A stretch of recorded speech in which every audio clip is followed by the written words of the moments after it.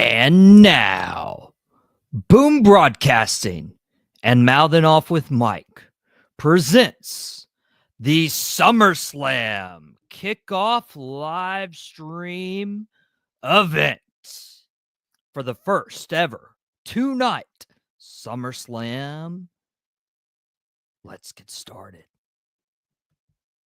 What's up, everybody? I am Michael Davis on Boom Broadcasting. We are live right now, and we are live on so many different channels. I told you guys a way long ago that I actually could hack into Mouthing Off with Mike's Twitter.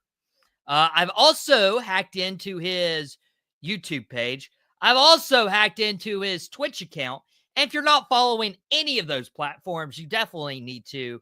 And so we're also streaming live on the Boom Broadcasting Facebook and YouTube page. So we are giving you content on 5 different platforms, 2 YouTubes, 1 Facebook, 1 Twitch, 1 X. And it is going to be quite the showdown. It's going to be summerific.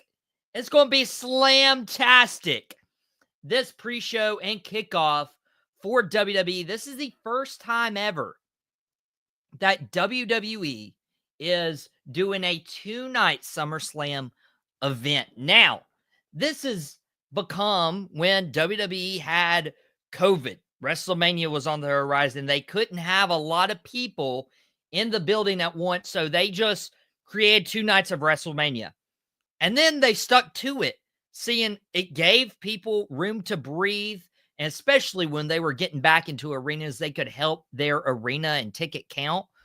And now they're starting to explore opportunities for other big premium live events like SummerSlam being 2 nights. So this is the first time that SummerSlam is a 2-night event. And this is going to be huge. So I am going to be on probably till around 5:30-ish today. And then Mouthing Off with Mike will actually be doing a watch along. And he will be joined by Miss Mouthing Off with Mike. And so it's going to be an incredible time. It's going to be an incredible afternoon for today, kicking off the SummerSlam weekend. And SummerSlam has always been incredible. And we got Mr. Hussein right now. He's watching, and you might be watching on the YouTube. You might be watching on Boom's YouTube, Mouth Off with Mike's YouTube. We got people on Twitch, X, Facebook. So you might be our representative on the YouTube right now. So we appreciate you watching. Let us know if you're on the Mouth Off with Mike or the Boom channel. And very excited to hear about that. But guys, SummerSlam's huge. We have a lot to talk about from this previous week, which we'll get to a few of those noteworthy items this weekend. And we'll get to what the card looks like today for night 1. We might do a kickoff show for night 2 tomorrow, so we'll leave that there. But I did want to extend a special thank you and some gratitude to everybody watching. And this was something we did for WrestleMania, and you guys responded so well, and there were so many people who watched, and we just wanted to give you the same amount of content today. So without further ado, let's start talking about SummerSlam. SummerSlam, for me, is special because traditionally, it's in August. This is my birthday month, so we are kicking off Michael's birthday month. It's a pretty exciting time. But SummerSlam, for me, was always my birthday present. The first ever one I watched was SummerSlam 2005. If you remember that one, yes, it was the custody of Dominic ladder match between Rey and Eddie Guerrero. You also had just some incredible times. You had some incredible times with glitching out somehow. I'm glitching out. I don't know what's happening. We're probably getting hacked by the Wyatt Six right now. So we'll see what's happening there. And Dean asking, can you show me your Bloodline shirt? So I have a very cool story about this. Very cool story. Very cool story right now. The Bloodline shirt was given to me. Actually, I was convinced into purchasing it from the one and only person on this shirt, Rikishi. Okay, so you got Rikishi, you got Yokozuna at the top, you got Umaga, you got the Usos, and you have your tribal chief, Roman Reigns. What a view right here. What a view. What do we have? Mike! What's up, Mike? Mike, what are you doing here, bud? What's up? Kickoff show. We're doing a kickoff show. Oh my goodness, what a time to be alive here. I'm so happy to see you. Dude, it has been a long time coming. I wanted to give you an introduction, but I guess you just surprised me. Nope, just popping in here. Just had to stop in. You told me 4:30 Eastern Standard Time. I did not expect 4 o'clock. Let's see you get stuck out of the game. Yes, there you go. I came in and I hear that you got conned by Rikishi. I did get conned by Rikishi, but way to go. To be fair, this is a cool shirt. I don't consider it conned as much as he was a very good salesman that day. So you got sold. So what you're telling me is I could sell you a beachfront property in South Dakota and you'll probably buy it? Well, is that what you're telling me? I mean, no, because I would much rather have beachfront property in Arizona. Like, there you go. I would much prefer that. South Dakota, not really great. But I'm pretty sure there's a song about like beachfront property in Arizona. It just has a nice ring to it, you know? It does have a nice ring to it. Listen, I appreciate that. I'm gonna be honest, my lizard brain really prefers this. I really like this better. It's center. It's center. We'll see when I do this, like, and you leave, then there's like some like gray lines on the side. I know. It takes away from the aura. It's just been like that. It just takes away from the aura. That's fine. My OCD is gonna bother me. So while I'm here with you, we're gonna stay center. We're gonna stay center, clear center. We're direct center. We're going to stay center. Yeah, we're gonna stay center so that we can see the beautiful Boom Broadcasting logo here and the wonderful SummerSlam logo. And I did not make this background around it, by the way. This was amazing work. This was a Mrs. MOWM special, whipped up quick special for the Boom Boys. Rick wants to know, did Rikishi autograph it?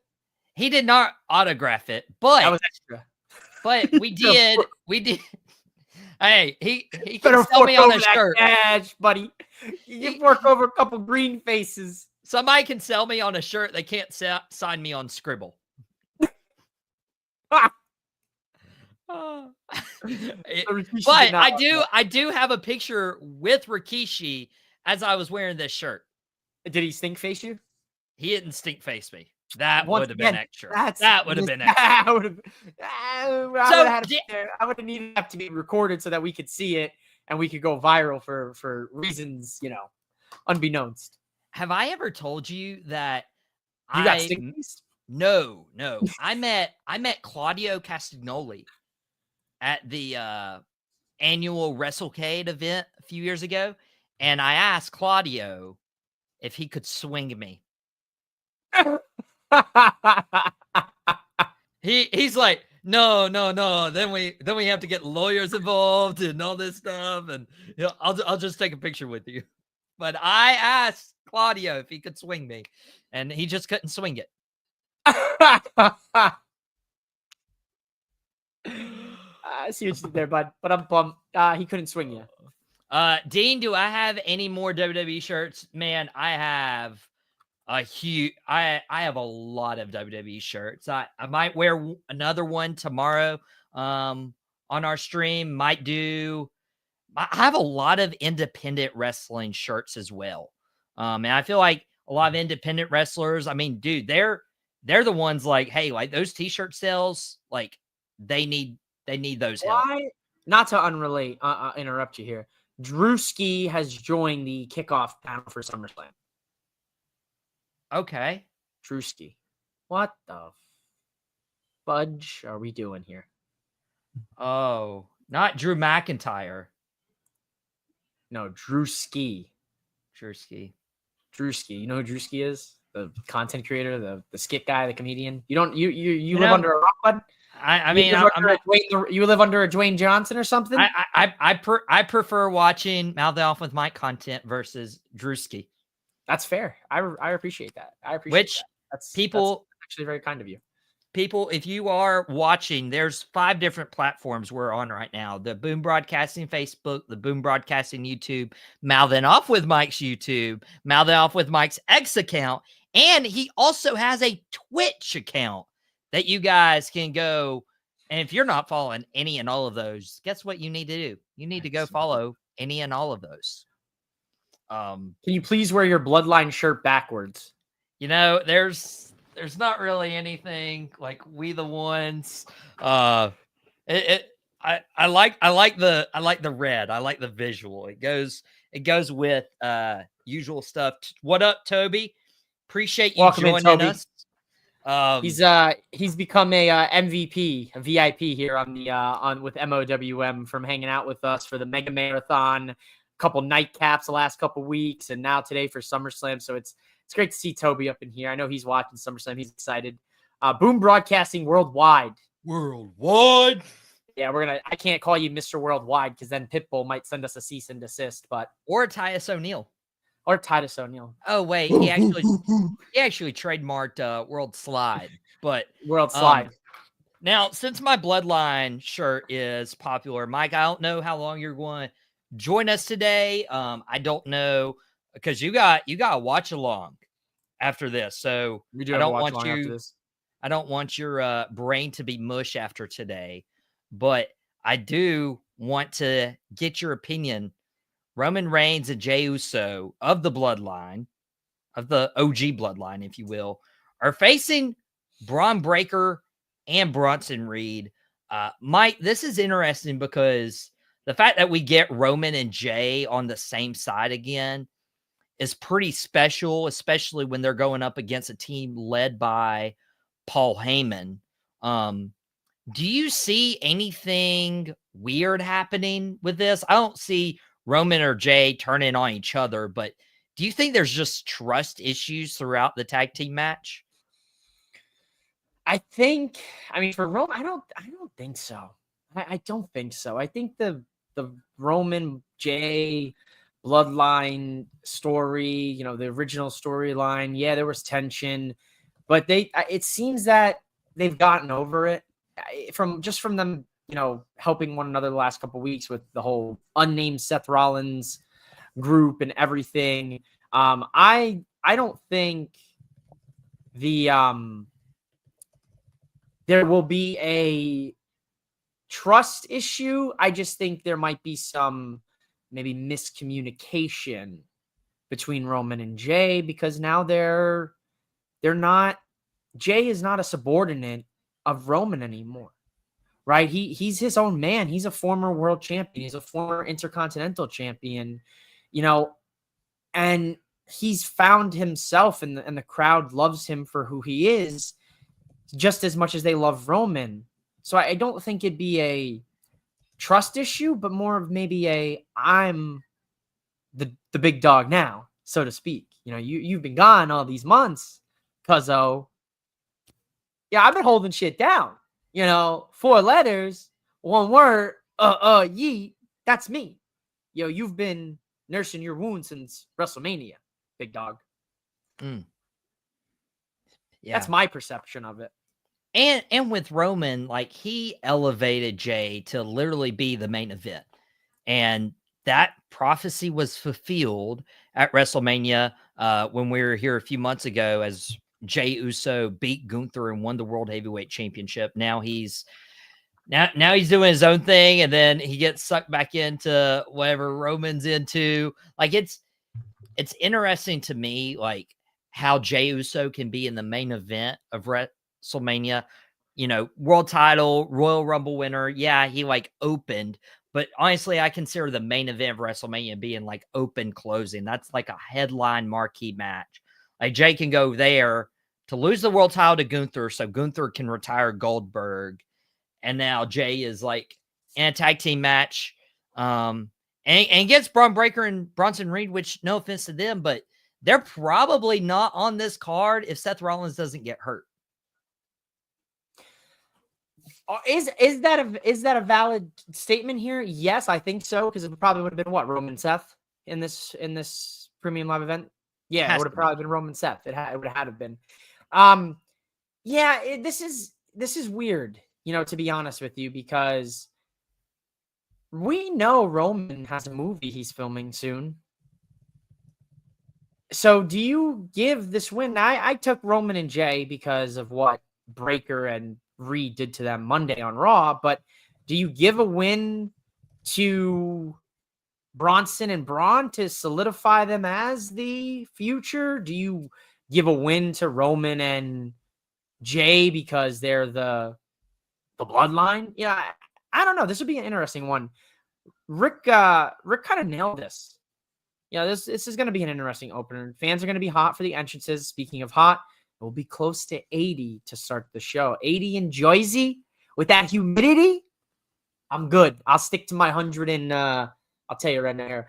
Mike, the meteorologist here with your 417 weather update here. 117 local time, Pacific Standard Time, Arizona. It is 111 degrees outside. So I'll take that over 80 and humid in Jersey. Yeah. And Toby's saying we're talking about Jacob last night. Thought maybe give Jacob the People Champion moniker and give him Rocket Mania. Because I know Jacob Fatu wrestles solo tomorrow night on Sunday night in a steel cage. Which I do want to ask you a little bit about that, Mike, because there's something that like doesn't sit well with me about how they organize the nights.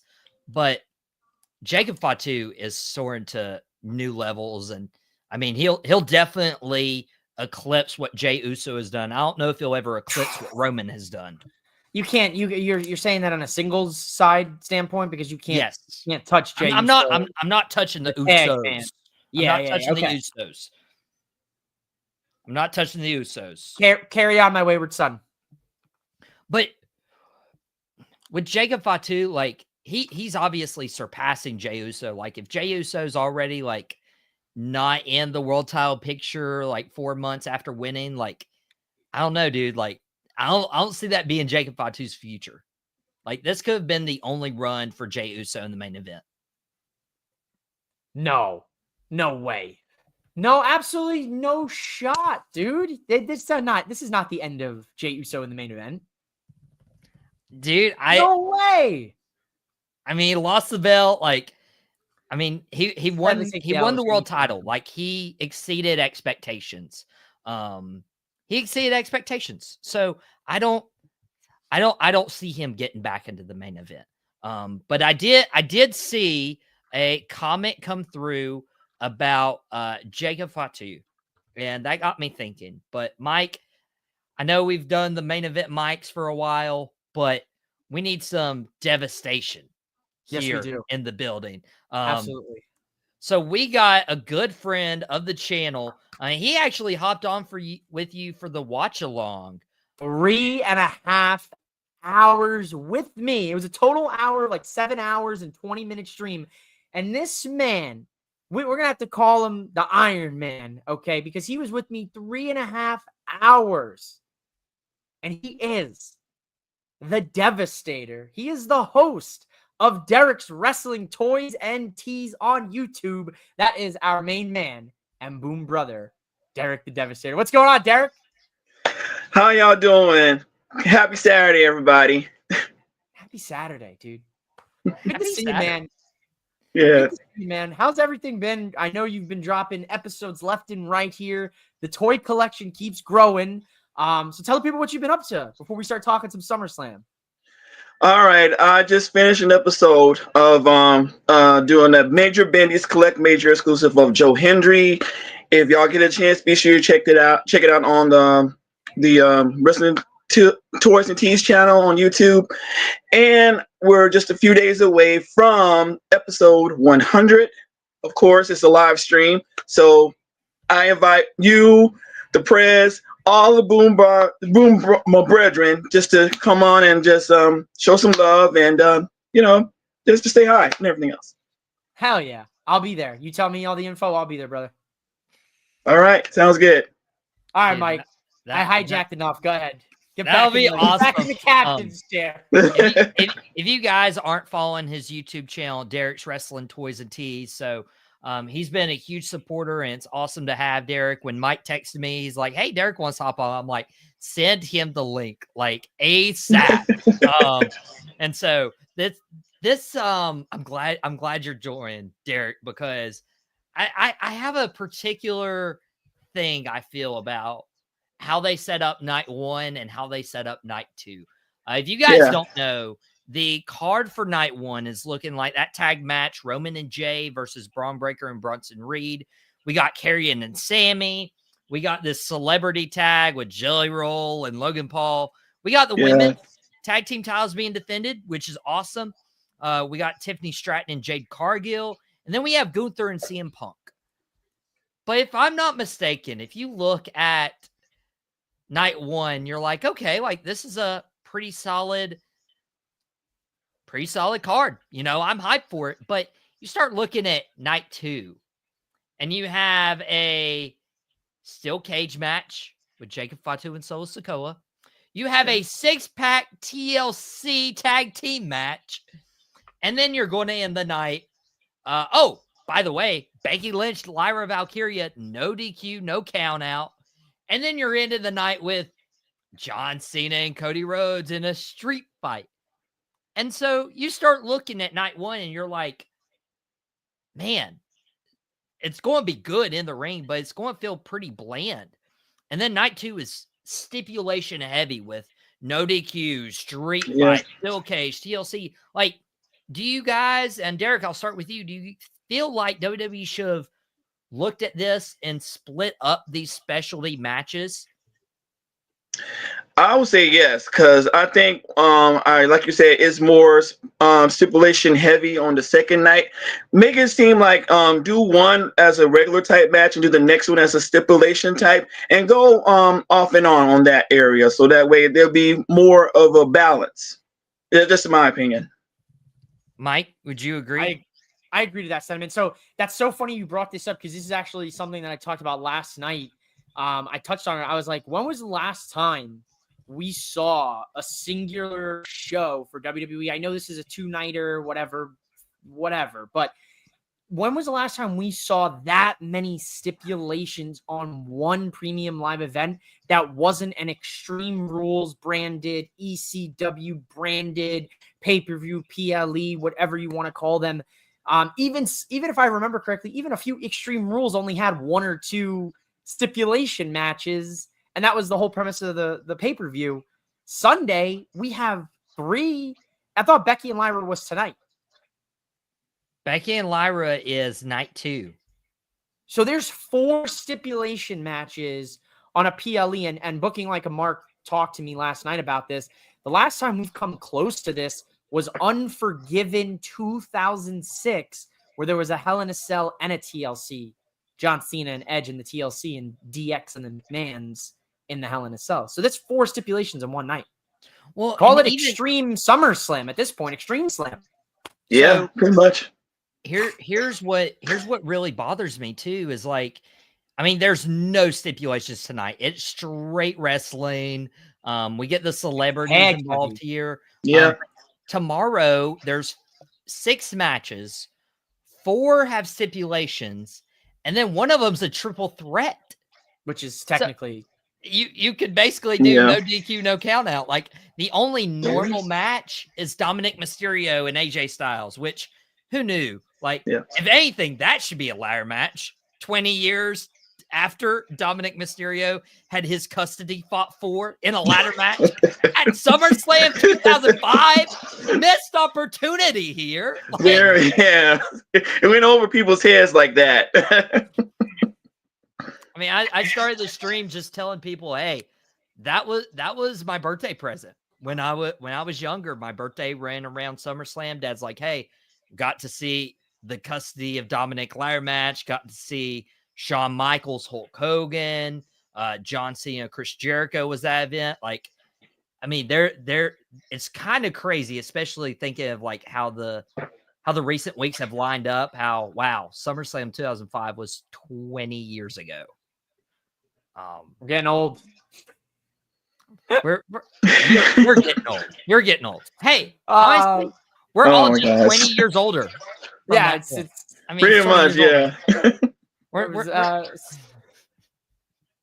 solid 8 years old. Solid 8 years old. Me and Dom were the same age. I was 8 watching poor little Dom have this custody battle for in a ladder match. We're both 8 years old. I was like, I can relate to this kid. You know, Dad, how come you're not, you know, in a ladder match, you know, fighting for the custody of me? There you go. You know, what's going on there? You know, you should have been in that ladder match with Eddie and Ray, you know? While we are on the subject of some iconic SummerSlam matches, what is your favorite SummerSlam match? And I'll start off with mine. 2002 Triple H Shawn Michaels. Ooh. It's one of the top for me. It's number one. Yeah. Yeah. Derek, do you have one coming off the top of your head? I have two. First one is the ladder match, Intercontinental Championship, The Rock versus Triple H. I think it's 98. That's a good one. Yep. And I'm going way back with this one. SummerSlam 92, British Bulldog versus Bret Hart, another IC championship match. That's a good one. That was a good one. I was watching Hot Ones last night, and Cody shows that very match to the Nightmare Factory. He told Sean Evans in the Hot Ones interview last night, so that's really funny. What do you got, Mike? Is it the custody ladder match? Is it Dude, I'm trying. Is it Hogan Michaels? It's not Hogan Michaels. I'm trying to think because there's been so many good like SummerSlam matches.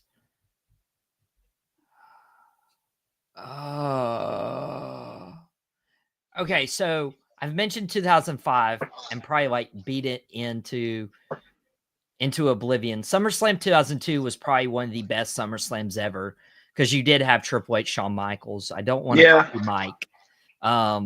But you also had Rey Mysterio and Kurt Angle. That's a classic. That is a classic. Yes. But I'm not going to lie. I'm kind of a sucker for SummerSlam 2003 because you had Kurt Angle, Brock Lesnar. Oh, yes. In that rematch, but you also had an Elimination Chamber match. And I love a good Elimination Chamber match. I don't know if it holds up to the one at Survivor Series like the year before. But those are some of the ones that are coming to mind.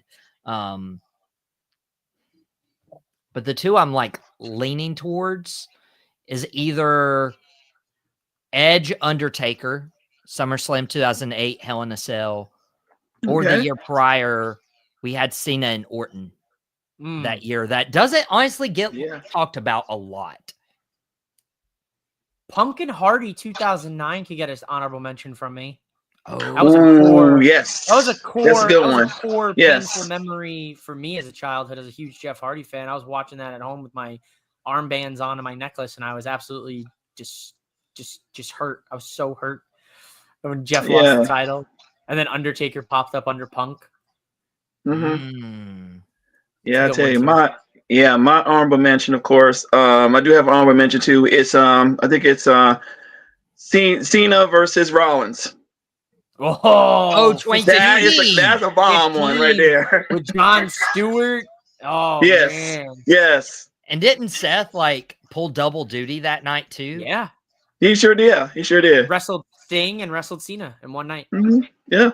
How did that not put Seth on a just, you know what I mean? Like, how did that not take the Rocket and just pop him to the top? Because you're wrestling Sting and Cena in one night. Hold up.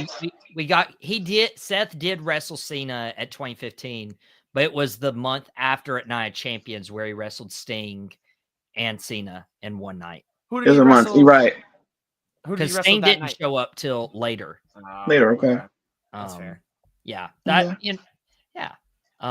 facts. This is when we need Mark from Booking Like a Mark.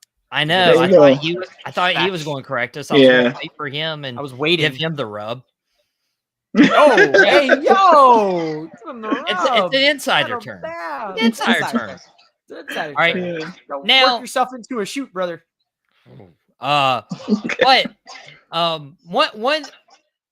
this is so cool because any match this weekend could be somebody else's favorite SummerSlam match. You know, I'm thinking about the people who may be new to wrestling or haven't been watching for a while, or even like kids who are like watching SummerSlam and they're like, oh, I remember when. Like, there's going to be moments like this.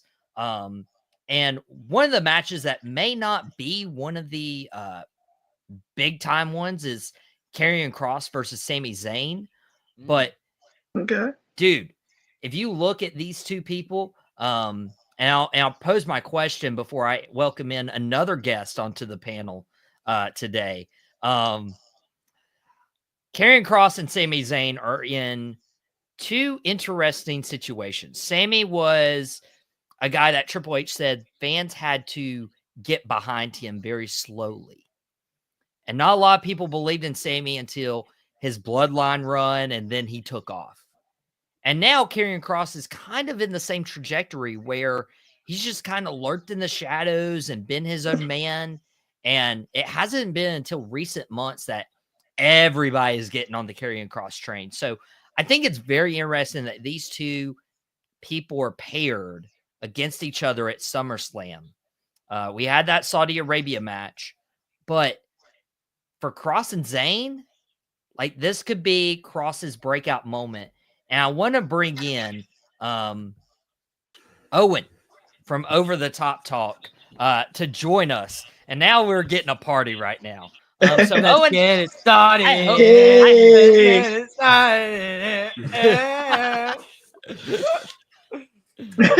What's up, everybody?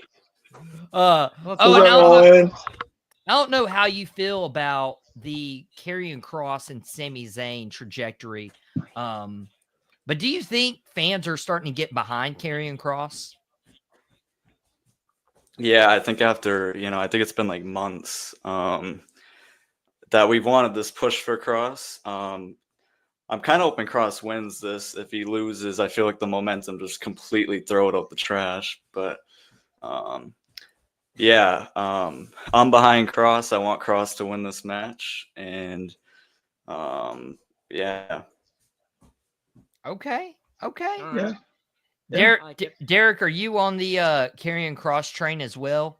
And do you think a win could help his character, or maybe a loss helps his character in this instance?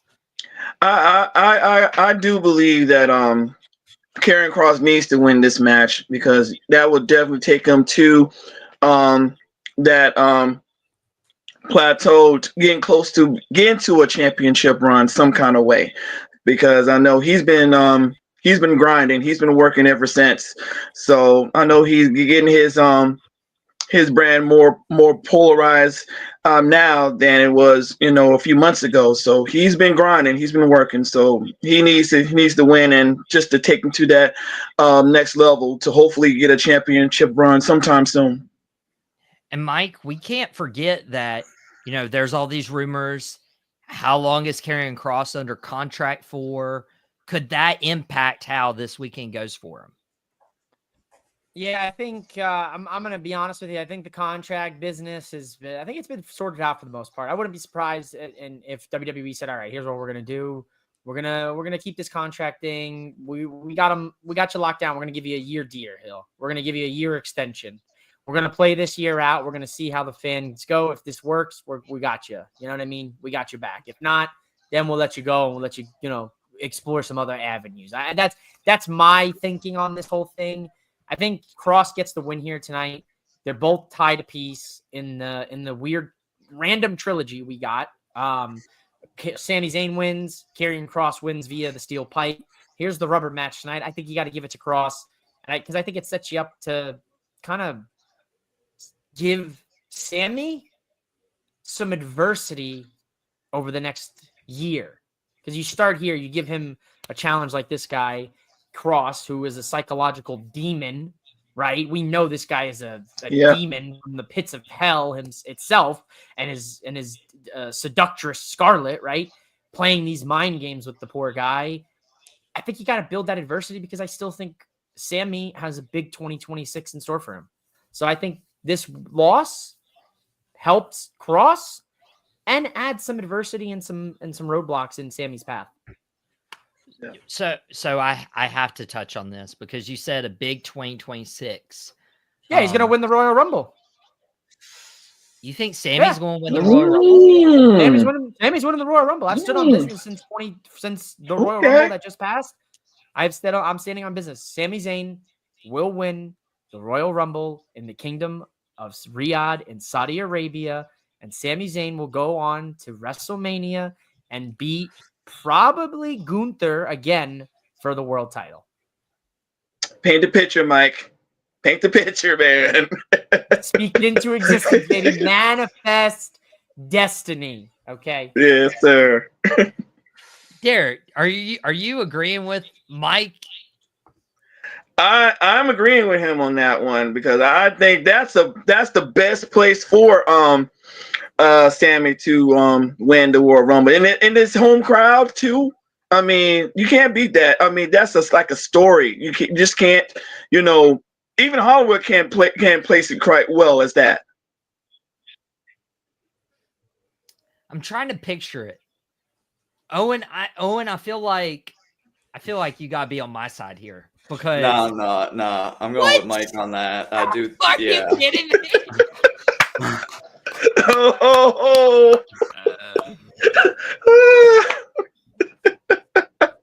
Okay, I like Sami more than the next guy, and I'm not saying he's not deserving of it, but the story's got to make sense. And to me, like, there's really nobody. Like, are you going to play Sami versus Cody? I don't think you could run that, especially if they weren't going to do a face Cena and a face Cody. And you're saying Gunther, are we going to have Gunther hold this title for all this time? I mean, Seth has the Money in the Bank briefcase. Like there's just so many things that like block Sami Zayn from a good story to get there. If they want to, but here let's quote one of the greatest movies of all times. If you build it, they will come. It will come. If you write it, it will happen. Mm-hmm. You can build that out. You can write that in. No doubt in my mind. I think Gunther drops the title at some point, picks it up again. I think by the end of 2025, he could be a 3-time world champion. Yeah. Mm-hmm. I'm talking absolutely wild-ish here tonight. But that I truly feel that you go Sami at the Royal Rumble, you go to WrestleMania. And this is tonight is a huge win for Cross to set Sami on a trajectory to the Royal Rumble. This is what helps Sami get there. Gets his edge back. Gets his attitude back. He's still Sami Zayn, but he's a more serious Sami Zayn. I guess we do have to start looking at how SummerSlam plays into effect of the Survivor Series, the Royal Rumble, the WrestleMania, because now, like, especially now that, Vinnie Mac is gone and we got Triple H, like, it feels like all the stories are just so intentionally crafted. And that is a credit to Triple H. And, even in years past when Vinny was in charge, they even did it. Like Daniel Bryan, winning the WWE Championship, and then Orton comes in with the briefcase. And that was an entire SummerSlam to WrestleMania story as, Daniel Bryan eventually won the title back at WrestleMania against Orton and Batista, WrestleMania 30 in New Orleans. Like there are probably character arcs that get developed this weekend at SummerSlam. And speaking of Randy Orton and the impact he had on Daniel Bryan's trajectory, Randy Orton may not have the same trajectory with Jelly Roll. In this celebrity tag match, Randy Orton and Jelly Roll against Drew McIntyre and Logan Paul. Now, I know I hate Logan Paul, but he can carry his own. I'm going to ask, and we'll get into predictions later, but I just want to focus on Jelly Roll. Owen, what's your expectation for Jelly Roll in the ring? Are you like where's the bar? Does he just need to step over it? Does he need to roll over it? I've honestly, I mean, we've seen him. I don't even know, because last night even, I mean, those punches were just straight trash. I'm not gonna lie. I think we'll see a lot of Randy Orton tonight. If we see Jelly Roll, it'll be like, I don't know, maybe he'll do a choke slam. Maybe we'll see him for a couple. I don't think we're gonna see him for like this long period of time, but yeah. I really think Randy Orton and, the others are really going to have to carry this match. I'd be shocked to see if Jelly Roll can, I'm excited to see what he can do, because he's actually been training compared to some of the other guys that have, come on, such as, the Fiend man, Travis Scott. But yeah, I'm definitely I'm interested. Yeah, Travis Scott's gone. I do want to touch on Travis Scott tomorrow when we're back for another kickoff show. I want to touch on that. Oh my god. Golly. The fact that is going to live in history next to one of the most historic moments in wrestling ever. And you're just going to have Travis Scott in the corner kind of looking all like, yeah, I just did all this is all because of me. Fiend. Oh, my God. But Owen, you brought up a good point. The only thing I think I'd like to see is Jelly Roll choke slam Logan Paul, because I feel like Logan's going to make that choke slam look good. Derek, do you have any expectations for Jelly Roll in this match, or is he just going to kind of be on the corner? I think he's gonna have some good spots, and probably has a good number of bumps. But I think, like you said, if Logan Paul can make Jelly Roll go over, I think that's more than enough. Now, Mike, we have seen, and especially tag team matches, when there's been a less experienced person on either side, they don't usually give them enough time in the ring. It's usually a less experienced guy with a more experienced veteran. And I feel like Logan Paul's success is, A, he's put in the work, but B, Logan Paul's worked with some of the best wrestlers in the game. So for me, in my personal perspective, I feel like we won't see much of Jelly Roll versus Logan Paul. I feel like we're going to see Logan versus Randy and Drew versus Jelly for most of the match. I would say that that's pretty accurate. I think, you know what? I think Jelly Roll, there's going to be a sequence in there with Jelly Roll and Logan Paul for sure. I do agree with what Owen's saying. Like, I don't know what to expect out of Mr. Jelly. Because he looks damn good, man. Like, a year ago, 2 years ago, when this guy burst onto the scene in country music and set the CMAs ablaze, this guy was a big man. That was a lot of meat. We could get Big E, like he's talking right now on the Kickoff show. I could get Big E in here and talk a lot about meat bumping with Jelly Roll, but he's kind of slimmed down, man. He looks like he looks good. Looks good, man. God bless him. God bless his health and everything. I think we might be surprised at him, or we might just be downright disappointed. I don't think there is a in between here. I don't think there's a gold star, good job, you tried effort. I think it's either, you know what, shout out to Jelly Roll, or oh my God, what was WWE thinking? That's the match for tonight. Right. Logan Paul will make everybody look good. I feel bad for Drew. I think all of you guys can agree to this. I agree. Yes. Last summer, Drew McIntyre was in a bull rope match with CM Punk. Ooh. This year, he's in a tag team match, albeit with a legend, Randy Orton, but he's also got Logan Paul and Jelly Roll in a match with him. How is Drew McIntyre not fighting for any championship within this company? They are the point. Yeah, I agree, Mike. I mean, they just been doing Drew McIntyre like dirty for like over the past few months, and for him to be being this match, he's gonna be overlooked some kind of way, and like I said, it's just gonna dim Drew's shine, and that's gonna be a difficult thing for Drew to get over if that match don't go as it should. Agreed. Absolutely. Yeah. That was a good point. Because we talk about like trajectory, like over the next 9 months when it comes to SummerSlam to WrestleMania. But, if you look back at some of the people who were a part of SummerSlam 2024 and some marquee matchups, I'm just going to list a few here because I feel like we deserve to talk about it. It's a one-night event, so there's only 7 matches.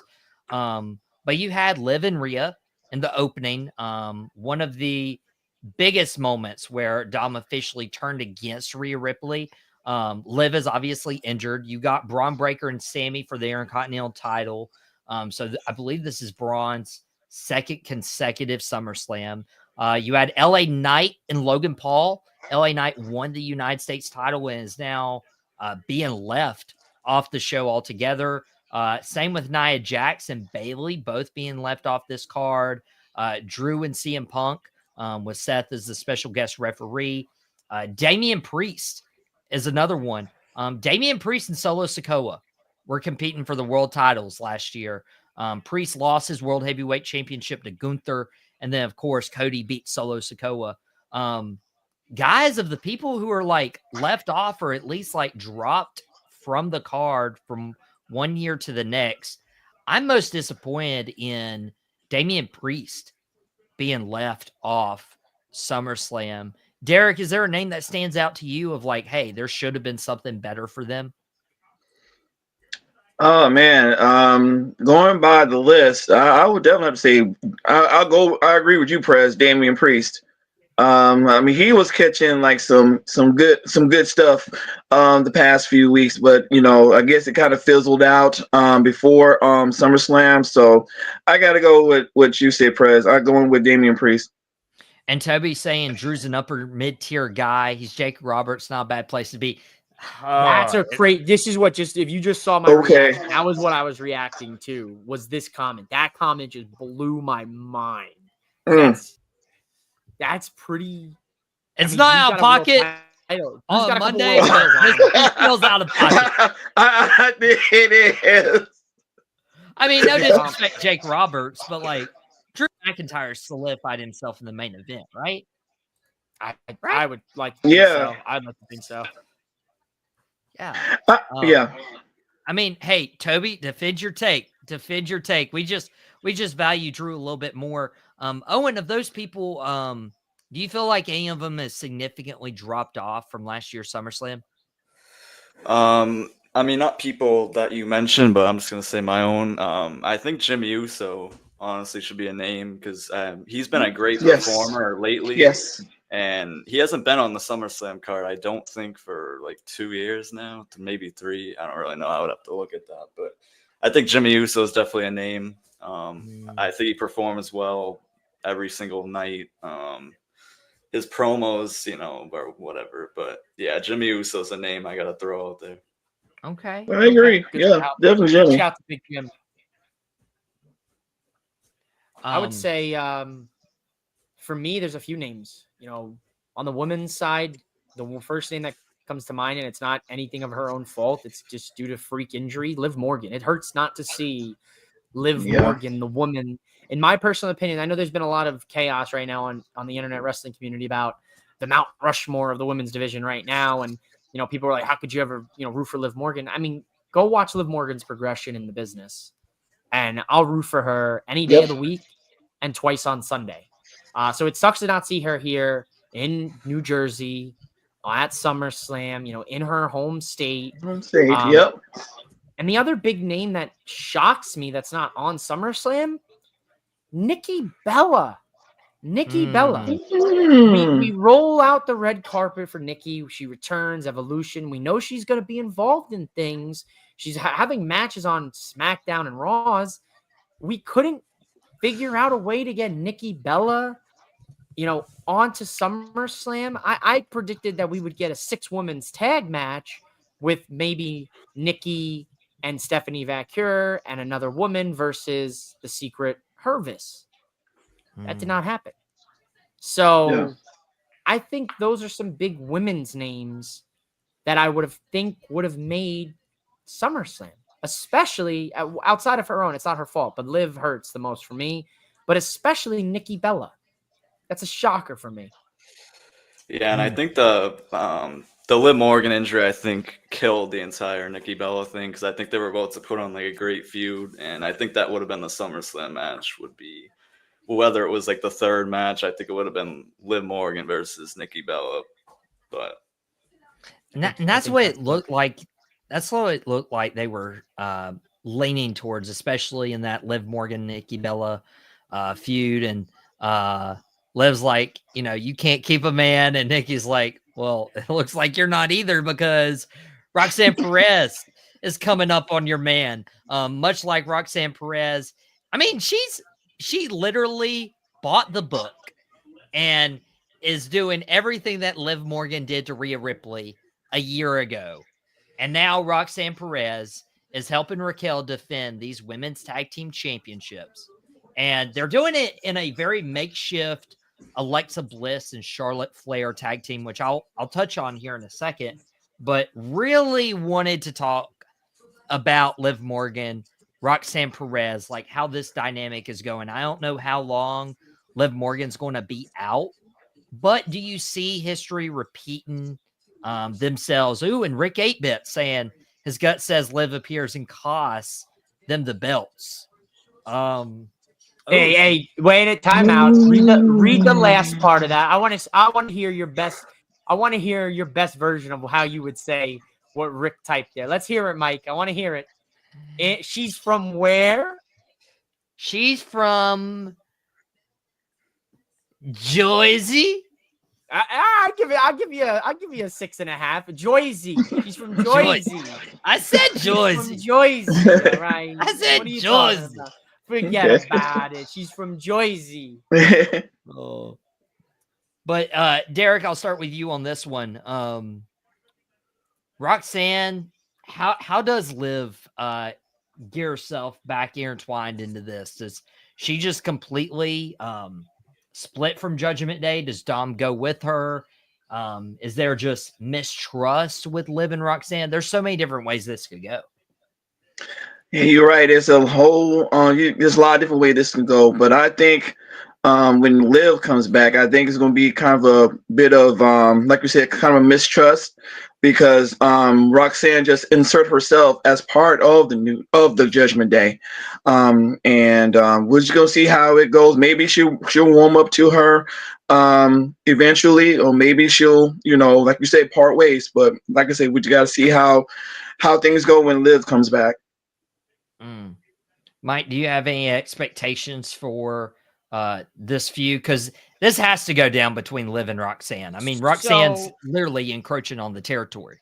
I don't think I had a bold prediction where I don't think it's going to be Liv costing Roxanne and Raquel the tag titles, but potentially Liv costing Dom the Intercontinental Championship against AJ Styles. What? Hell have no fury for a woman's scorn.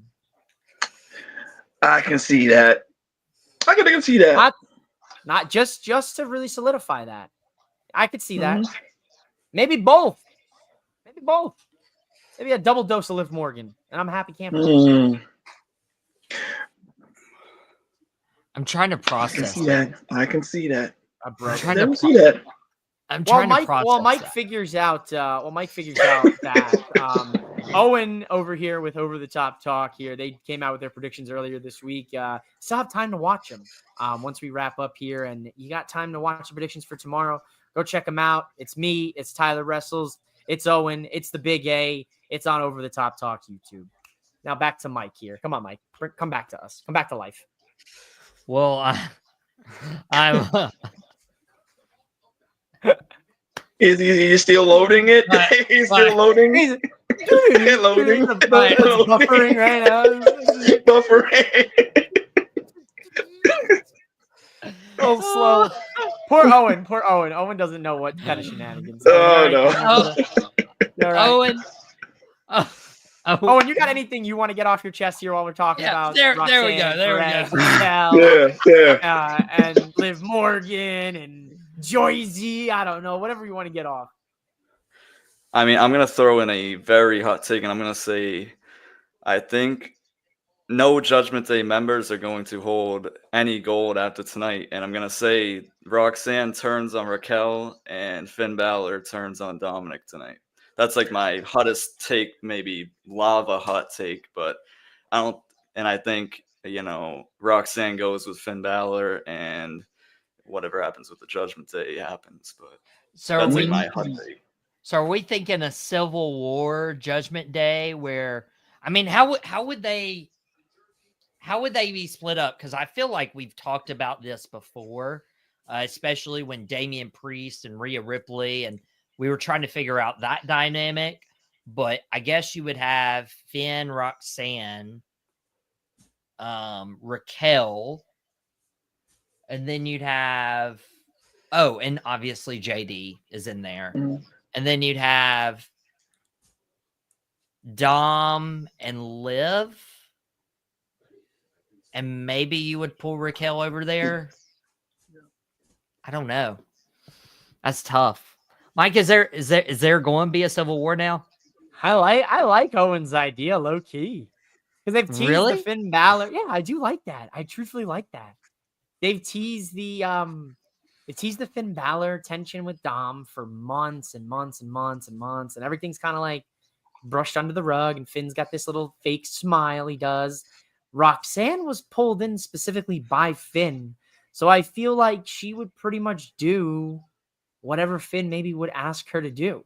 So you know what, Owen? Maybe you're onto something here. Maybe Finn cost Dom that title match tomorrow. Tonight, Roxanne ends up costing Raquel and them the titles, and we set ourselves up for maybe a War Games. Maybe a War Games this year isn't a Bloodline Civil War. Maybe it's Finn Balor's club versus the Judgment Day.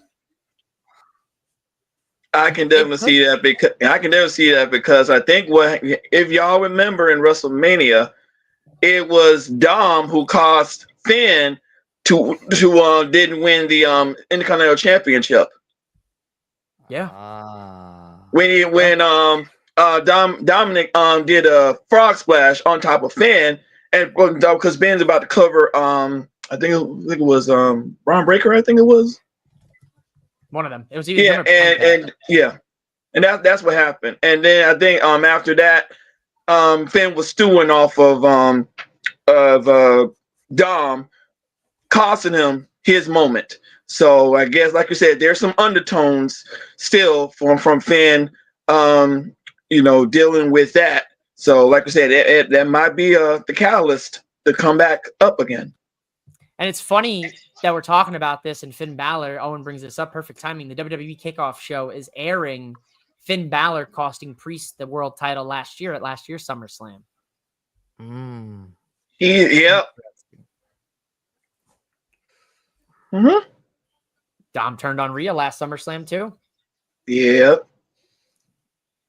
Owen, could be back-to-back years where Judgment Day sees a change, so to speak. Would that be too much though? What is the Judgment Day? The Judgment Day is just a random faction at this point. They don't have the same aura. Yeah, it's like a revolving door, really. That's kind of what it is.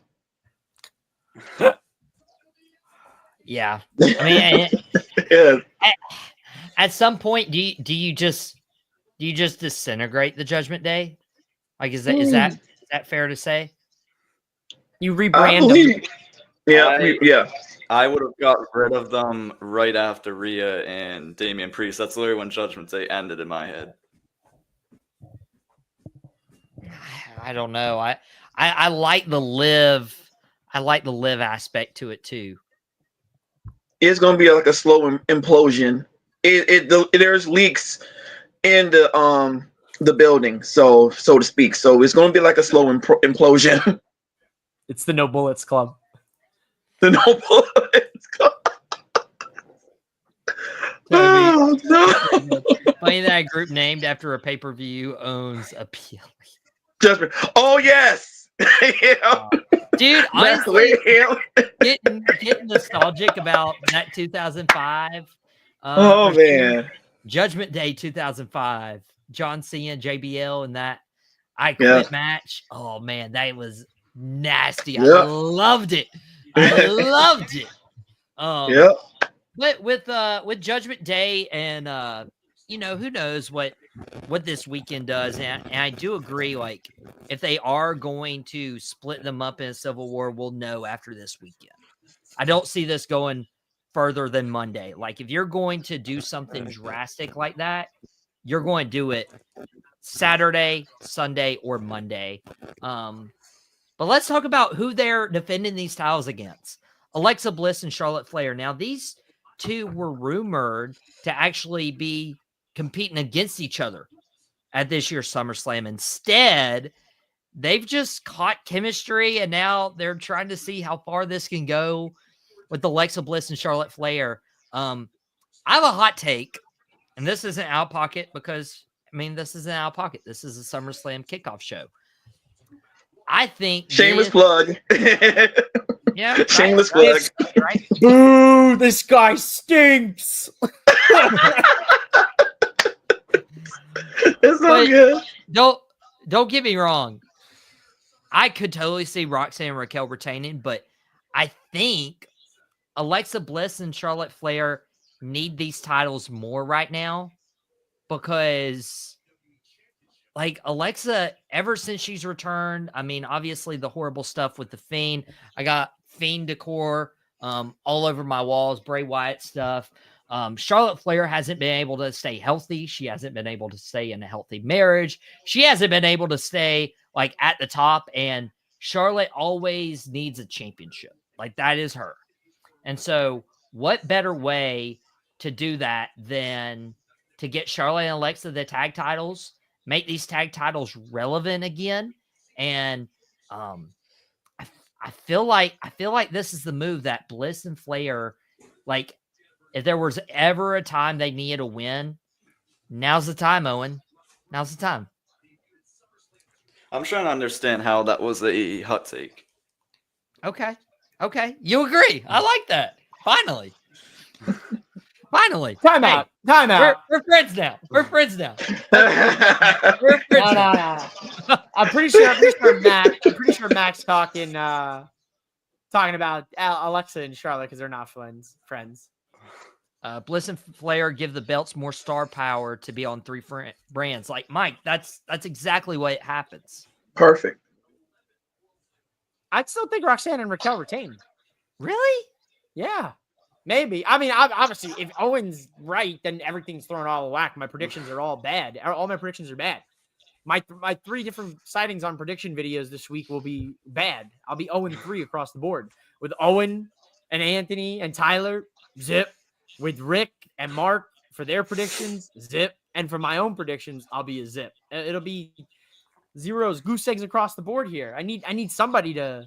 I kind of need Roxanne and Raquel to retain here. Derek, I just feel like there's so much value. Like, and even Rick 8-Bit saying, like, the star power on all 3 brands. Like, you're going to be competing against the NFL, college football. Like, you're going to be competing with a lot this fall. And so what better way to do that than put the titles on Charlotte and Alexa and have that star power with the tag titles where you're like, hey, we're competing against this big college football game on Friday. let's have them defend the titles on SmackDown. Hey, AEW's being like, hey, we're going to run a Tuesday special. Okay, we need Charlotte and Alexa on NXT and just blow them out with star power. And Toby, then have Mariah May retire Charlotte. Oh.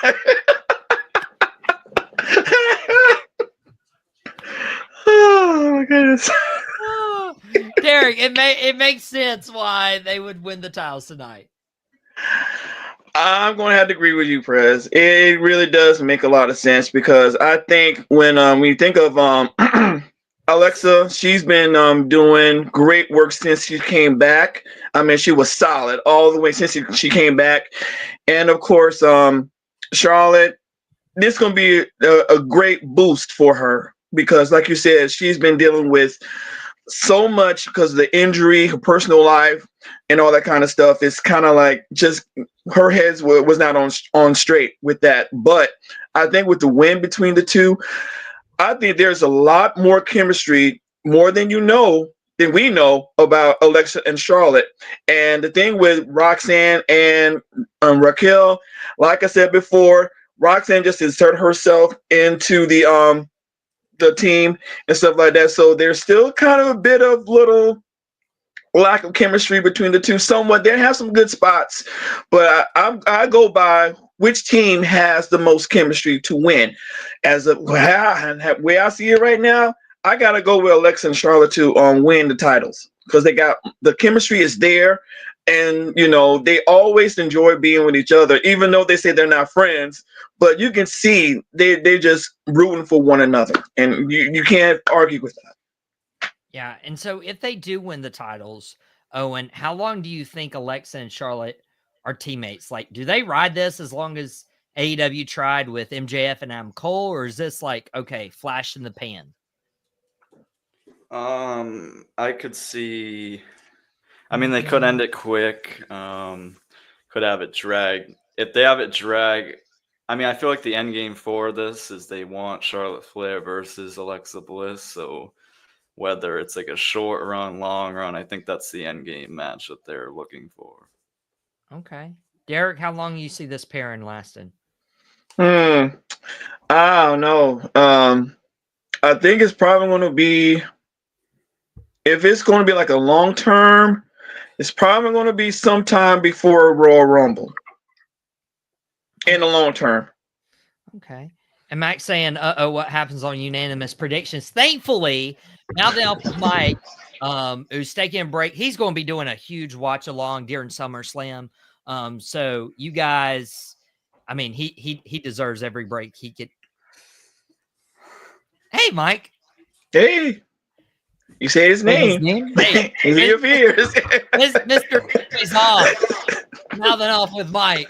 Mouthing off. The grab. Getting his snack. We needed snacks. Munching, little munching off. Yeah, yeah.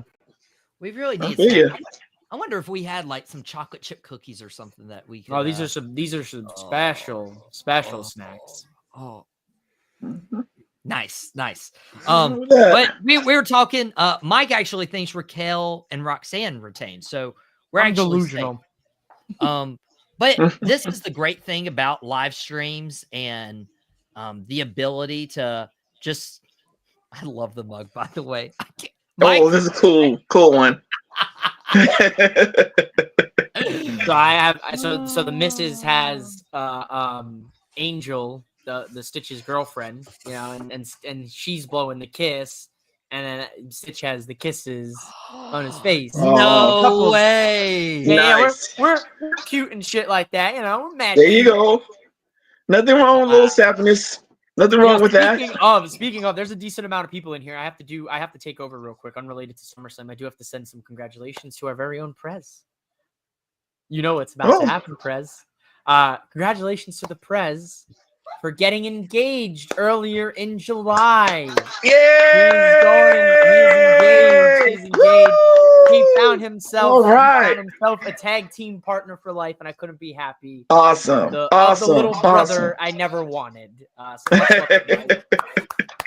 Congrats, Prez. Some love to Mike over there on social media. Go congratulate him. Congratulations, man. Thank He you. didn't know that was doing that. I'm sorry. I had no idea. I thought my dad was going to be the one to like spill the beans on Dad and the Boys. We've been recording episodes, and I'm just like, I'm waiting for the time where he like, because he'll usually he always does this, and he's watching. I don't care. I'll be like trying to end the show, and then he'll like pop in something else, or I'll be like segueing into something, and he'll just like, DeMarvian Overshown had a baby, and I was like, oh, he didn't say about that. I was like, he's so much happier about DeMarvian Overshown, but we're not going to talk about the Cowboys right now. This is wrestling related. Not talking about the Cowboys right now. All right. I did want to touch on this comment, because if you missed it earlier in the show, we were talking more about the heavy stipulations on night 2. Now it's heavy stipulations on night 1.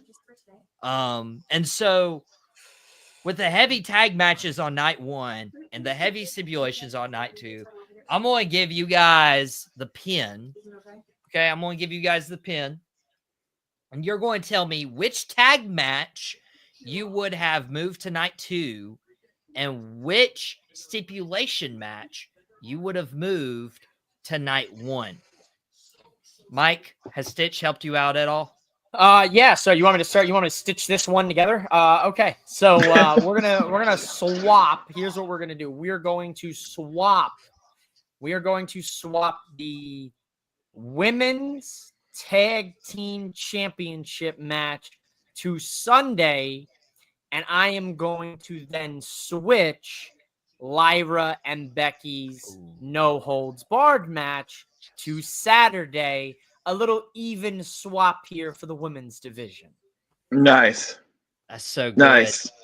Nice. Derek, what would you switch? Okay, I would switch the 6-pack TLC match to night 1, and I'm going to swap that out with Tiffany versus Jade. Okay. Interesting. Okay. All right. I don't mind it. Owen, what matches would you swap? I think I'm gonna agree with Mike here on that. Just switching the woman around. Yeah, I'm gonna have to go with Mike's option. Okay.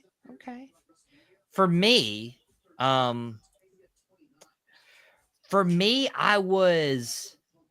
I was leaning towards the TLC tag match, but instead, I'm gonna go ahead and switch Jacob Fatu versus Solo Sikoa in a steel cage match. I'm gonna go ahead and swap that out, and in its place, I'm gonna go ahead and put Roman Reigns and Jey Uso versus Braun Breaker and Bronson Reed on night 2. Because I feel like Roman and Jey Uso and Braun Breaker and Bronson Reed, I don't know if they're going to open tonight. They are. But I feel a lot better about Jacob Fatu and Solo Sikoa being on night 1 as that bloodline match, and then the bigger bloodline match being Roman and Jey on night 2. That's how I would do it. Max saying Tiffany versus Jade with the NXT show. Glad he brought this up, because I do have a take on this, because Tiffany Stratton is defending her WWE Women's Championship against Jade Cargill. I've been outwardly spoken about Jade Cargill being pushed up to the main roster too early. I feel like she could have benefited from being on NXT. We also just brought up Mariah May. I feel like Mariah May is so much more further along than Jade Cargill when it comes to in-ring action and even character work. And I feel like they masked it for a while with Jade Cargill, with Bianca Belair in a tag team. And then a lot of her work promo-wise with Naomi has been really good. But Jade Cargill versus Tiffany Stratton at SummerSlam rubs me the wrong way. I would much prefer if Jade Cargill was getting pushed in Sleeper Rama. Damn. Sleeper Rama. I feel like if Jade Cargill was going to get this title match, put it at Evolution, put it at Saturday Night's Main Event, especially when you have such a deep women's roster. You could have had anyone else against Tiffany Stratton in the spot and could have really, I mean, it could have been really good. Owen, are you happy with Jade Cargill getting the spot? Or would you have preferred somebody else? I honestly don't mind Jade Cargill because I think this match is very unpredictable, and I like when cards are where the matches are unpredictable because I have no clue who's going to win between Tiffany and Jade. So I actually like Jade in this spot just because of the unpredictability of the match. Notice I still have the pin. I'm not giving you the pin after that answer. Derek, yes. You want the pin? Tell me we're replacing Jade Cargill. I mean, as much as Jade Cargill has been doing very good, improving, I would definitely say I would rather have Asuka to go against Tiffany. There you go, buddy. There you go. Asuka have more. I think Asuka, with the more experience that she has, she will definitely work with Tiffany much better because I think she will get Tiffany over more, in my opinion. Okay. Yeah, I absolutely, I love that idea, especially, I mean, Asuka and Tiffany, like just thinking about the ring psychology with that match too. You could do a lot of different things with that. You could do a lot of different things. Asuka obviously having the mist against Tiffany Stratton. Mike, you are one of the biggest advocate for women's wrestling, especially with the Evolution show. Seeing all the women on the card and seeing all the women left off the card. Were you satisfied with Jade Cargill getting this spot, or do you think it's too soon? No, I'm very satisfied with this for Jade. I'm a big Jade guy. Listen, I'll pull out the photographic evidence. We've been down with Jade since day one here. AEW TBS champion when her meet and greet was free and you didn't have to spend $250 to meet her at a WWE cross-branded Fanatics convention. I'm riding with Jade. I'm happy for Jade. I was trying to download it for you and Mac here because I was gonna hit you with the oh brother, this guy stinks, throwing homage to my boys at Four Sides of the Ring because they play that SpongeBob soundbite when somebody said some absolutely off the wall stuff. Haters. Jade Cargill, yeah, she's not the greatest wrestler in the world, but you know who wasn't either the greatest wrestler in the world, and we celebrate them and their accomplishments? John Cena and Hulk Hogan. Rest in peace. Yeah. She could do it. It doesn't have to be anything spectacular. It just needs to be good enough for people to go, okay, solid. That's all I'm looking for is a solid 15 minutes. That's all I need from the two of these women. Doesn't have to be anything special. Let Tiffany carry the match if you need to. And have Jade just power her. That's it. She's good. And Toby, Jade had only 30 matches before she went there. Very Goldberg-like matches. Okay, yeah. Jade couldn't lace Jordan Grace's boots. I agree with that, by the way. I like what Jordan Grace is doing. I also agree with this. Asuka would be interesting. Asuka can have a good match with See? a broom, a mop. Like, there you go. I mean, vacuum. Jade has limited in-ring skills, absolutely no mic skills. The in-ring skills is what concerns me, especially when you have like the biggest SummerSlam ever, and you're putting Jade Cargill in that. Like, I want to hit you guys with like some names because I don't want to just come across of like I don't like Jade Cargill. She doesn't deserve this spot, but I mean I'm just going to list 3 people on SmackDown. And you guys tell me, yay or nay, would you rather have one of these people? Okay. The first name I'm going to drop is Bianca Belair. Bianca Belair. No? Nay. I give some down. Owen gives. Derek, Bianca. All right, we got a Bianca vote. She's been in the start. She's been in the light too much, in the spotlight too much. I need her and Rhea to go on side quests, much like what Charlotte's doing right now with the tag titles. I need them to go on some side quests. Okay. That's my logic. Yeah. You asked. Okay, good point. Hey, you know what? That's your prerogative. Okay, I'm gonna throw out, because we've seen Naomi jump from SmackDown to Raw. I'm gonna go ahead and throw Bayley against Tiffany Stratton instead. Thumbs up, thumbs down. What do we got? Bayley, definitely, because Bayley has been kind of on the downslope a little bit. She needs to get her confidence booster back up. So I feel like Bayley. Bayley should be good. I love Bayley, but I'm gonna give you a Sheamus and a Rusev here, or a Sheamus and a Claudio. I'm gonna give you a middle thumb because I'm indifferent on that, Mike. I'm indifferent. I love Bayley. No, he's going down. He hits you with that. All right. Real Triple H shit. Okay. All right, final name.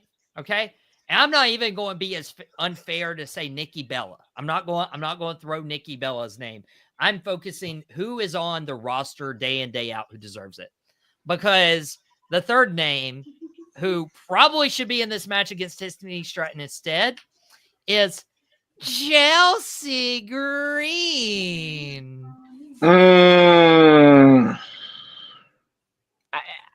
I'll actually give you a thumbs up to this one because they have history because of Tiffany won Money in the Bank by pushing Chelsea off the ladder. So I will give you that. I'm only going to go through a thumbs up because it matches along with what had happened previously with them. So yeah, I'll go with that. Okay. I like it. I'll swing it. Chelsea in the ring, I really don't think is that good either. Really? Wow. Okay. Well, Chelsea's very entertaining. His opinion. So that's all good. Derek said, it's his opinion, but he might be wrong. No, I'm not saying he's wrong, but it's like I said, it's one of those things that, it's one of those things that, you have some moments of Chelsea that she'll do good, but there's some quirkiness about her too. So, it can go either way. Oh, I'm just yanking your chain here. Okay. I just want to see Owen. Owen's too quiet over there. He's scouting. He's just scouting. He's all good. He's making sure. You know what? It's totally fine. And guys, we have about 37 minutes before SummerSlam starts. We are on the kickoff show.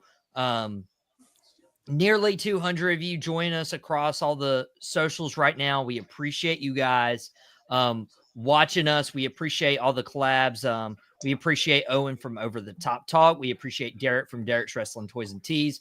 We appreciate Mike from Mouthing Off with Mike. All the stuff he and Miss Mouthing Off with Mike put together for all this to be possible. And they're doing a watch along during SummerSlam. And hopefully Stitch and Angel get to make a cameo as well. But we're going to hold official predictions to the very end. I know we've brought up some, but we're going to do an entire rapid fire predictions at the very end. But we haven't had a chance to talk about what's officially main eventing night one. It's Gunther and CM Punk. Now, CM Punk's obviously made some history this year. Main event night one of WrestleMania. Main event night one of SummerSlam. And it's going to be great. What happens with Gunther, CM Punk? My question to you guys, and hopefully we can get Derek back here in a second. My question to you guys is, there you go. Oh, there we go. There we go. Yeah. Derek just had to be on the left side of the screen, Okay. right next to me. It's okay. There you go. Okay. All right. He was like, nudge over, Owen. I want to sit here. It looks much more comfortable over here. No. But Gunther, CM Punk, But there is a big piece of me that feels like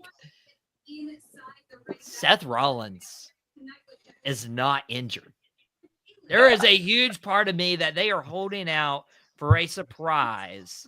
And I feel like that surprise can be Seth Rollins somehow getting involved. Does he cash in? Does he not? Who knows? Again, official predictions at the end. But I feel like Seth Rollins does not want to see CM Punk win the world title and will do anything to not have that happen. Derek, do you feel like Seth Rollins is injured, or is he coming back? Oh man. As much as I want to believe that he's totally injured, I don't know. I think it's a work for me. I think it's a work.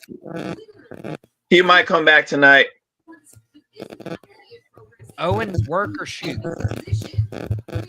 I think there's a reason why this is the main event of night one, and I think I don't know if it's a work. I think he's might be actually injured, but I don't know the severity of that. I mean, I don't think they've really released anything, so I'm gonna say it's a work. Work. All right, Mike. Work or shoot? What you believe in? Brother, let me tell you something here, brother. I don't know, man. Is it a work? Is it a shoot? Do we work ourselves into a shoot? Do we shoot ourselves into a work? Is life even real? Is life just a work? You know what I mean? Or is life a shoot, right? No, I'm messing around here. I'm sorry, fellas. I'm beating the piss out of it. I honestly don't know. Because Seth has some multiple appearances in the media with the Rich Esiason show. And, there's been talk about, he had to get an MRI and he's been walking around on crutches. And there's this whole brace situation that he was seen wearing. WWE had tried to play off the fact that R-Truth being released was a work. Right. Could WWE try to play off the fact that Seth's injury is a work? Maybe. So I think we could. Man, I don't know. This is tough because if I say he's not hurt, then I look like an absolute idiot. I'm gonna say, look, I'm gonna say there's a possibility that he shows up tonight, but I don't think it's for this match. I think it's for the Cody Cena match. I've started to think about the way things ended last night on SmackDown, and I started to think about the way things are being set up on the Raw side. And can we realistically continue Punk and Seth for another year? Or could we do something shocking again with the Money in the Bank briefcase and Cody and Cena, who no one has their attention on for a cash in, get cashed in on? So if Seth is healed and not hurt, I think we'll see him tomorrow night. So I do understand the premise because they ran the same story with Naomi. They thought, hey, she would cash in on Tiffany, and especially when Jade Cargill won Queen of the Ring. But now, okay, that's true. Yeah, right. Rhea Sidequist is injured. Oh man, unfortunately, Liv is out. CM Punk, please win so we don't have to see you for 6 months. Wow. So, yeah, they have distracted us with like Naomi cashing in on Raw, but I mean, the thing is, Naomi needed to get away from Jade Cargill, needed to get away from Bianca Belair or whatever was happening there. But if Seth moves and cashes in on Cena or Cody, then not only does Seth have to leave Raw, but you got to bring Braun Breaker, you got to bring Bronson Reed, and then what's left on Monday Night Raw. So that's the only reason I don't see Seth cashing in on Cody and Cena tomorrow night. If anything, just the idea of CM Punk never being a champion while Seth is here, and you would have to put Seth in the grave to make sure that doesn't happen. Well, what's a bad knee going to stop him from coming down and maybe not even cashing in But maybe Seth limps out in Shield gear, and then he distracts CM Punk, and he gets hit with the chair. Oh wait, that happened at WrestleMania 40. I just don't see a scenario where CM Punk wins the world title, whether it's by Seth, whether it's by Gunther. But that does beg a question that what if CM Punk wins? Again, we'll do our predictions at the very end, but if CM Punk wins as World Heavyweight Champion, do you see him carrying it all the way into WrestleMania? Or do you see this being a more short-lived title run? Mike, you're the big CM Punk guy, so I'm going to start with you last. Derek, do you see a potential CM Punk world title run being long at this stage of his career? I think it's probably going to be a decent run, but I think it's probably going to be, if it's going to be a good run, I'm probably going to say it's going to be close to Elimination Chamber. It's just my limit on his run. Okay, Owen? I honestly just can't see him winning the title, so I'm going to have to go with no answer for this one. Do you think he ever wins the title? Potentially, but just not right now because that Seth Rollins thing is like a huge thing for me. So we'll see what happens in a couple hours. Okay. Well, Mike, if it starts tonight, if it starts at next year's WrestleMania, whenever it starts, how long do you see a CM Punk title run going? 90 to 100 days. Very specific. 3 months. 3 months. 3 months. Yeah, I'll say the same thing. About 4 months. Yeah, that's where I'm at right now. I think you get him one prove it fight on the title run, like somebody who's like a young and up and comer that he takes on, like maybe a Dom. Maybe you do Dom Punk for world title if he wins it. You know, Punk beats him. Then you go into maybe a little nostalgia act and you give us, some rematches of Punk's past with some of the guys that, we may not have seen him interact with. Maybe a Miz versus CM Punk. I could see them then finishing with a big one or something, or having Drew beat him or having Seth beat him. Somebody that has history with Punk to dethrone him at the end of it.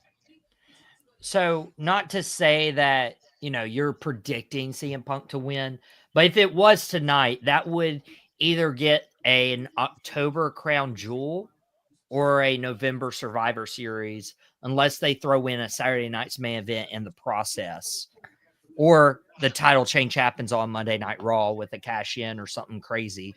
Do you see that being a good time frame to changing the title, either at Crown Jewel or Survivor Series? I would be more inclined to see it happen at Survivor Series.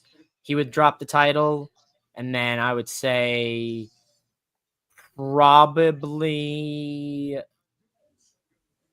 you would then kind of transition him into something, maybe like somebody cost him it or something, some shenanigans or cash in, right? So I would say November Survivor Series would be the timeline. Okay. If he wins tonight, that's my, at least my thought process. Okay. And yeah, I was just looking at the events coming up, and those are the ones that are confirmed. Crown Jewel, Survivor Series. Obviously, you're not going to have anything big happen on John Cena's final night. And we'll talk about John Cena and Cody Rhodes tomorrow. We're going to do another one of these kickoff shows. We're going to do another one of these kickoffs, another one of these panels tomorrow. But also just want to throw out there that as I was looking at what was happening for the upcoming WWE pay-per-view events, we know an event happening next August, SummerSlam, August 1st, August 2nd. It will be at US Bank Stadium in Minnesota, the home of the Minnesota Vikings. But I'm not even more interested in that, but they have announced Money in the Bank happening a little later on the very special day of August 29th. So I just want to throw that out into whatever universe we're in right now of the WWE universe. August 29th, Money in the Bank, what a great birthday present for yours truly in New Orleans. Just FYI. Okay. Just FYI. I'll start on my birthday. And I'll it's Money in the start Bank, playing guys. my fines. They're paying my fines. Hey. Yeah, I always want to go to New Orleans. I never been there, so maybe I'll get to go. Maybe we'll see how things go. Fun fact: I actually almost went to New Orleans for an App State bowl game a few years ago, but things just didn't work out. And it's whatever. But yeah, August 29th, 2026, Money in the Bank. But it's August 2nd, 2025, and it's SummerSlam. Oh, forgot about that. Yeah, what's up with that? Okay. Well. Nah, yeah. Okay. We'll see. We'll see. Talk to the boss. Talk to the boss. To the boss. Talk to the boss. Talk to the boss. That was hilarious. I love That was good. But we have some predictions to get out of your way, and then we're going to end the stream, and there will be a new link for Mouthing Off with Mike and his watch along. So you guys are more than welcome to hop from here to there. But obviously it's not live because he's on here right now doing the lives with us. But want to run through these rapid fire style. Tell me your official prediction for tonight. And we're going to start out the same order we went the entire show. Roman Reigns and Jey Uso versus Braun Breaker and Bronson Reed. Mike, who you got? I'm going to give the win to the Tribal Chief and the Yeet Man, Roman Reigns and Jey Uso. Owen? Roman Reigns and Jey Uso. Derek? Roman and Jey. See, I'm not going to steer away from my predictions I put on Fans First Sports Network in an article. That is a unanimous clean sweep for Roman Reigns and Jey Uso. Up next, we have Karrion Kross versus Sami Zayn. If Kross wins, Sami has to admit that Kross was right. If Sami wins, then Kross has to admit that he was wrong. What's happening? Karrion Kross or Sami Zayn? Owen, what's your pick? Karrion Kross. Derek? I'm going with Karrion. Mike? Fall and pray. Karrion Kross. All right, we got Kross across the board, except I don't think Kross needs a win for his character, which makes me think Sami Zayn is going to go over. I'll be the lone wolf right there. Up next, we have Randy Orton and Jelly Roll rolling up the red carpet against Logan Paul and Drew McIntyre. Derek, who do you have in this celebrity tag match? Ooh, it's a tough one. Oh boy, but I'm gonna have to go. I have to go with Randy and Jelly for Jelly Roll. Give Jelly a rub. Give him a good one. Now, are we doing strawberry jelly? We doing grape jelly? We doing apple jelly? I'll go with strawberry on that. We doing strawberry. Mike, who you got in this one? Give me the team of Logan Paul and Drew McIntyre to shock New Jersey and Mr. Roll and Mr. RKO, Randy Orton. In Jersey? In Jersey. How's that? Okay. All right. Okay. I'll take. Hopefully, I got you up to a 7. Owen, who do you think wins this tag match? Priest, Jelly Roll, and Randy Orton. Yeah. If you guys don't think this is going to end on a Jelly Roll choke slam to Logan Paul and a Randy Orton RKO to Drew McIntyre, I don't know what to tell you. Jelly Roll and Randy Orton win. Up next, we have the Women's Tag Team Championships being defended by Roxanne Perez and Raquel Rodriguez against Alexa Bliss and Charlotte Flair. Official predictions, Mike? I am going to stay true and die on my hill that Roxanne and Raquel will successfully defend the tag championship against Charlotte and Alexa. Owen, do you agree? No, Alexa Bliss and Charlotte Flair. Hey, that was a man of few words, and a distinct nope will always be good when you answer if you agree with Mike. Derek, be the tiebreaker right here. Judgment Day or Bliss and Charlotte?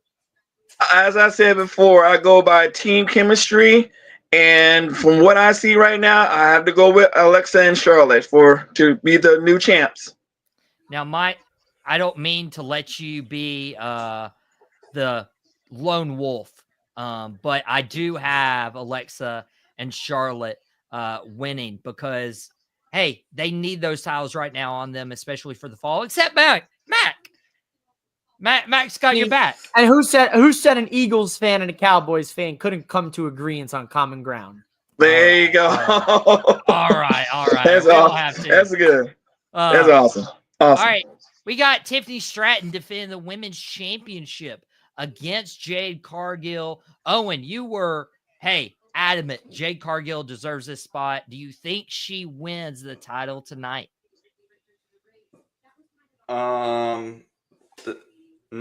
Give me Tiffany Stratton for this one. For somebody who is so adamant about Jade Cargill being in this spot, he's going Tiffany. I'm shocked, but I'm happy with it. Derek, what's your pick? I believe Jade Cargill will eventually be champion, but not tonight. I'm sticking with Tiffany. Tiffy time. It's Tiffy time. Mike, you agree? I'm getting word here in from the station here that Mike, the meteorologist, has just found out, has gotten word that in approximately 2 hours, a massive storm will be rolling through the New Jersey, East Rutherford area, and we will have a new women's WWE champion because a storm is here. Jade Cargill and new women's champ. You had to give me time to work that bit out. I've been waiting to do that all day. You know, I actually, nice. I actually, Mike, I actually read the same weather report, and so I heard that a storm was coming. But at the end of the day, it's just going to be like a light rain. You're going to be just fine. You don't even have just get yourself up a lawn chair, get you a nice mimosa, and just relax at home because it's time for Tiffy time, and this title better not change, especially since Naomi can't save us with the Money in the Bank briefcase. But that leads us to the night one main event. CM Punk, through ups and downs, had a summer of 2005 with Ring of Honor, had a summer of 2011 as he was getting the WWE title off John Cena. And now he's going to try to win the World Heavyweight Championship, get that title off Gunther at SummerSlam in the main event right now. Gunther, CM Punk, Derek. Who is it? Who's walking out World Heavyweight Champion? Well, I think I know who I'm going to pick. New champ, CM Punk. I mean, leave it to He's Derek. got the belt. He's got the belt on the figure too, and that's a good looking figure. I love it. I love it. He came prepared, baby. Leave Derek's wrestling toys and tees. The World Heavyweight title put on a CM Punk figure. Mike, you must have loved that. Do you love his prediction? Do you agree with it? I love it, but as much as I'm wearing the shirt, I'm actually gonna take the Ring General to retain the World Heavyweight Championship. Yeah. Okay. So I'm gonna stick to my guns. Okay. We got Punk. We got Gunther. Owen, be the tiebreaker right there. I'm gonna go with CM Punk takes the title. Seth Rollins leaves with the title. Ooh. Forgot about that. The cash in. An official cash in. And Max also predicting CM Punk wins. Well, guys, I have to. You know what? I'm going to go with it. I'm going Gunther, the ring. Oh, All right. my voice got shot right there. I got Gunther coming away as world heavyweight champion. It's too soon to play this hot potato with the world title. That is not in Triple H's DNA. So we're going to have Gunther as world heavyweight champion. But instead of Seth Rollins cashing in, he's going to send Bronson Reed and Braun Breaker down to make sure CM Punk does not walk away world heavyweight champion. But guys, that has been our kickoff show. We'll be back tomorrow at 4:00 p.m. Eastern time for another kickoff show. And we might cover a little bit about what happened on night one. Who knows how we'll be feeling on a Sunday afternoon. But guys, be sure to stay tuned to all these channels. Mouthing Off with Mike will be doing a watch along for the SummerSlam event. And Mike is running the marathon. We're super, super grateful for him. We're super grateful for Owen from Over the Top Talk. You guys can go follow him, as well as Derek from Derek's Wrestling Toys and Tees. Thank you guys for hopping on the SummerSlam kickoff. We got about 14 minutes before SummerSlam starts, so I'm going to let you guys get out of here. Mike can set up the channel, and he'll go live here in a few minutes whenever he sees fit. And guys, it's going to be a party for WWE SummerSlam. Everyone enjoy the show, and we'll catch you here on the watch along.